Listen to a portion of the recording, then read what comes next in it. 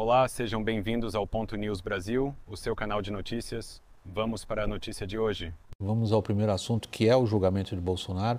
Os advogados do ex-presidente disseram hoje no STF que não há provas que liguem o ex-presidente à trama golpista de 2022, pela qual ele é acusado, está sendo julgado, e atacaram a delação do tenente-coronel Mauro Cid. Reportagem de Luciana Amaral. A defesa de Jair Bolsonaro argumentou que o ex-presidente não pode ser responsabilizado por atos de terceiros. Porque, na verdade, foi achada uma minuta do punhal verde e amarelo, uma minuta, planilha de uma operação luneta, e como todos nós sabemos, ocorreu o trágico episódio de 8 de janeiro. A estratégia incomum das defesas foi desqualificar a delação do ex-ajudante de ordens de Bolsonaro, Mauro Cid, e negar o envolvimento dos réus com os atos do 8 de janeiro de 2023. O advogado do ex-ministro da Defesa, Paulo Sérgio Nogueira, no entanto, fugiu do script.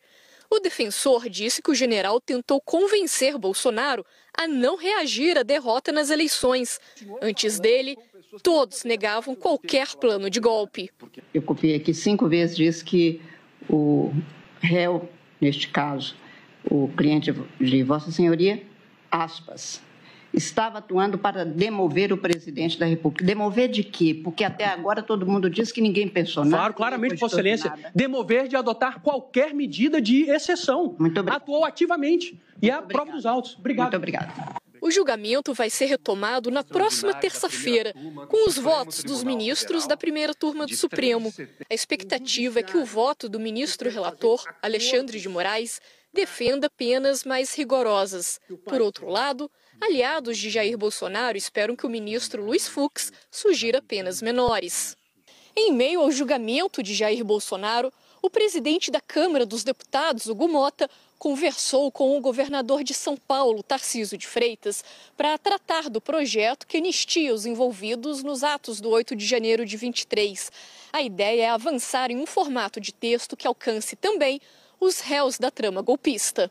Já o presidente do Senado, Davi Alcolumbre, defende um texto alternativo que diferencie organizadores e financiadores do 8 de janeiro dos participantes do plano de golpe. Pier Paolo Bottini, deixa a gente usar a sua experiência profissional, criminalista, formado nessa área, atuante nessa área. A defesa do ex-presidente, do ponto de vista seu de advogado criminalista, foi convincente?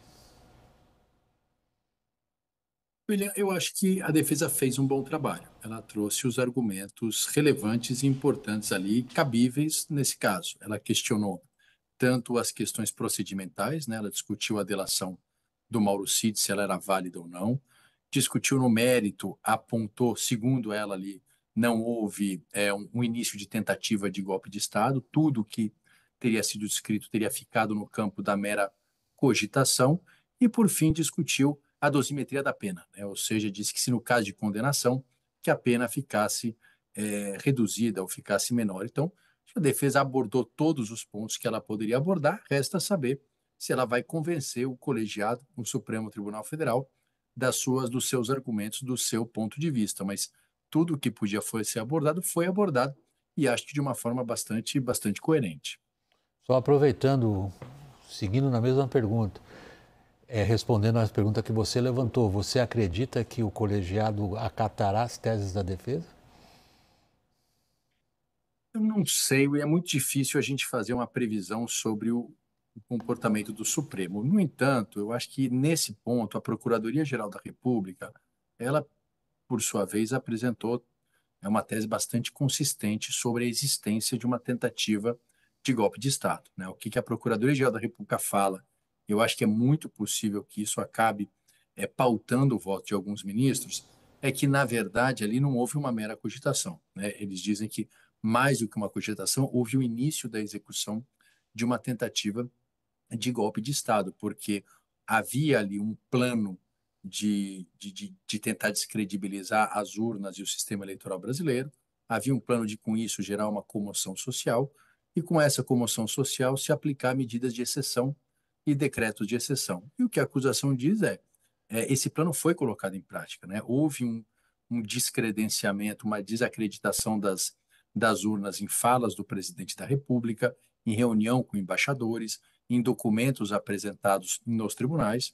Houve uma instigação para que as pessoas ficassem na frente dos quartéis e causassem uma comoção social, e houve uma discussão na cúpula do governo, com a cúpula das Forças Armadas, de medidas de exceção. Então, o que a Procuradoria-Geral da República diz, olha, houve aqui sim o início de uma tentativa, não é só um plano, é um plano que foi iniciado, os primeiros passos foram dados, e isso já seria suficiente para que essas pessoas fossem condenadas. Então, agora, o tribunal vai se debruçar sobre isso, mas já por conta de algumas manifestações anteriores, inclusive no caso do 8 de janeiro, há uma tendência de que eles reconheçam a tese da acusação como a tese proeminente.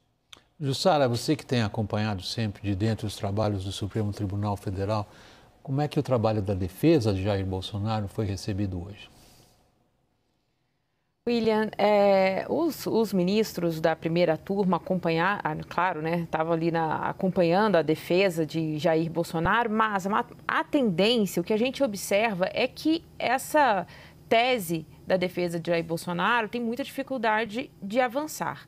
Tem um argumento que foi usado pelos advogados, que é de que, olha, Jair Bolsonaro, ele não avançou, ele não deu início à preparação nem do estádio de sítio, nem do estádio de defesa, e disse mais, tem usado como argumento de que Bolsonaro, ele fez a transição de governo, deu autorização para isso e disse que tentou desmobilizar os seus eleitores, né?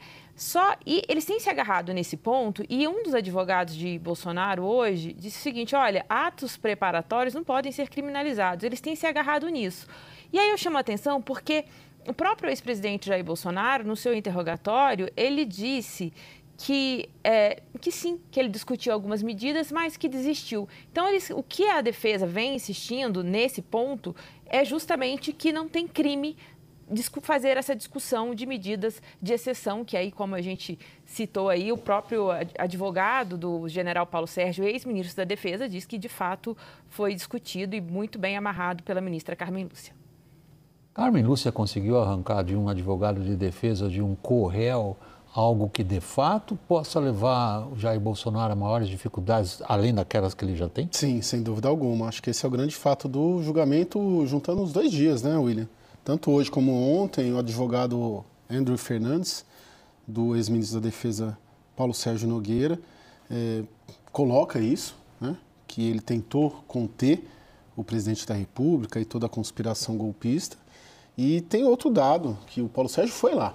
De todos, ele é o único a ir lá. Claro que tem uma simbologia, claro que isso não serve para fins de análise de defesa, análise técnica de defesa, mas não deixa de ser um gesto. Acho que fechando a semana hoje, né, agora a gente só volta na semana que vem, esse é o grande fato, a grande novidade foi essa manifestação provocada, inclusive, astutamente, né, inteligentemente pela ministra Carmen Lúcia, que percebe, né, o movimento, ela fala, questiona, vai nele. Eu ouvi falar 5 vezes. Sim. Ela diz isso. Tem um dado interessante do Paulo Sérgio. O Paulo Sérgio, ele era muito mais um general do alto comando do Exército e, portanto, muito mais alinhado àquela turma de generais legalistas que acabaram contendo o golpe, né, e a conspiração golpistas do que da turma do governo. Ele era o chefe do Exército, depois ele vai para o Ministério da Defesa. Claro que ali teve que prestar um serviço, né? Por exemplo, atacando as urnas formalmente, via Ministério da Defesa, mas eu sempre olhei ele a um general discreto, um general moderado, vamos dizer assim, e muito mais próximo dessa turma que hoje está no alto comando, o general Tomás, comandante Tomás Paiva, o comandante Amin, que era o comandante militar aqui do Sudeste, do que dos bolsonaristas em si. E ali hoje ficou muito claro esse desgarramento que havia na época, que nossa hipótese, a Jussara acho que tem essa percepção também, a gente cobria juntos lá o governo Bolsonaro, de ser quase que um elemento estranho dentro do pacote inteiro desses céus que são acusados. Pier Paolo, estamos diante do clássico dilema do prisioneiro, no caso do comportamento das várias defesas. Normalmente, num caso como esse, se supõe que as defesas têm um mínimo de articulação e de coordenação, porque o que uma faz eventualmente prejudica o outro. É o que aconteceu? Veja, nesse caso, a gente tem, em primeiro lugar, um dos co-réus já é um colaborador premiado, né? Então, nesse caso, já não existe uma articulação desde o início, né? Ele aponta que os demais teriam praticado os crimes, ele reconhece isso, ele confessa que ele estava envolvido naquilo também, então já não existe a coordenação em relação a ele. Vamos lembrar até que o advogado do Mauro Cid é o primeiro a falar, justamente porque a tese dele é uma tese que coincide com a acusação.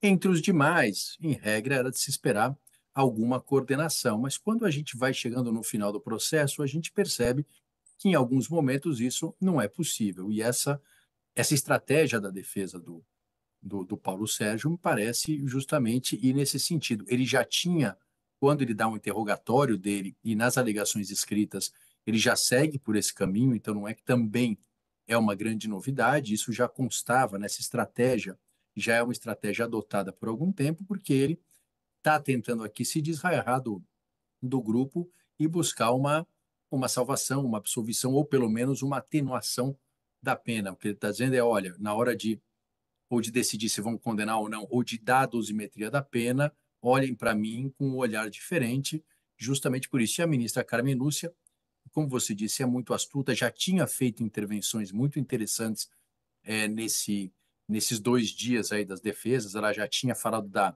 auditoria das urnas em determinado momento, ela faz essas pequenas intervenções muito sagazes, muito específicas e tem conseguido com isso entender um pouco como as coisas funcionam.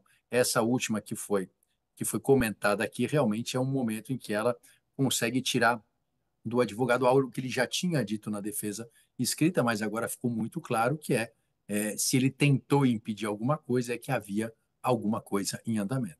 O Pierre, você atuou bastante ali, foi um advogado de muito destaque, ainda, né, durante a Operação Lava Jato, e não te chama atenção, não te causa espécie essa tese, principalmente dos advogados de defesa do Bolsonaro, sobre a delação do Cid? O Cid, ele teve uma prisão preventiva estendida por 6 meses, só saiu da prisão quando fez a delação, algo que era muito criticado por vocês, advogados na Lava Jato. Ele foi chamado a retificar a colaboração premiada dele, acho que 8 vezes, e teve áudios vazados do Cid dizendo que a colaboração dele foi premiada. Isso não contamina, de certa maneira? Claro que o que se produziu de provas a partir da delação, ok, elas são válidas, mas não é uma delação e um processo todo de colaboração que remete ao que acontecia nas colaborações premiadas, que vocês, advogados, criticavam? Veja, Caio, eu até tenho várias coisas aqui para comentar nessa sua pergunta, mas uma primeira delas a colaboração é uma estratégia de defesa lícita e eu acho que alguns criticavam a colaboração como um instituto em si. Eu sempre achei que a colaboração ela é um meio de defesa relevante desde que ela seja utilizada de maneira correta. O fato de alguém sair da prisão porque fez colaboração também não causa espanto, né? Porque, na verdade, durante o processo, você vai para a prisão porque você ou está correndo risco de fuga ou porque você está obstruindo a justiça e destruindo provas. Na medida em que alguém assina um acordo com o Estado para colaborar e o Estado concorda com isso, o Estado está reconhecendo que aquela pessoa não é mais uma ameaça. Então, a partir daquele momento, eu entendo que ela tem que sim suspender qualquer medida cautelar contra o colaborador. Eu acho que isso é uma decorrência lógica da própria existência da colaboração premiada. Agora, a tua pergunta é muito importante no sentido de quando eu constato aqui omissões e mentiras numa colaboração, que efeito que elas têm sobre as provas produzidas? Eu acho que esse é um ponto muito importante. A colaboração premiada, o acordo de colaboração, ele não é afetado por isso. E por que não? Porque a palavra do colaborador, ela não é usada como prova. Seja ela verdadeira, seja ela mentirosa, ela não pode ser levada em consideração no momento do julgamento. O que eu levo em consideração são as provas que ele trouxe para corroborar o que ele diz. Então, as mensagens de celular, o material apreendido, os HDs, os e-mails, tudo isso é importante e continua válido. Agora, se for constatado que ele mentiu, qual é a consequência disso? Ele perde os benefícios que ele pretende ter. Então, ele pretende uma certa redução de pena Se o colegiado entender nesse julgamento que ele mentiu em tudo ou em parte, ele ou vai ter reduzido os benefícios ou esses benefícios vão ser negados e ele não vai ter direito a nenhum benefício. Mas isso não afeta a validade, não do depoimento dele, mas das provas que ele trouxe para corroborar aquilo que ele disse. Isso se mantém intacto, independentemente do comportamento dele.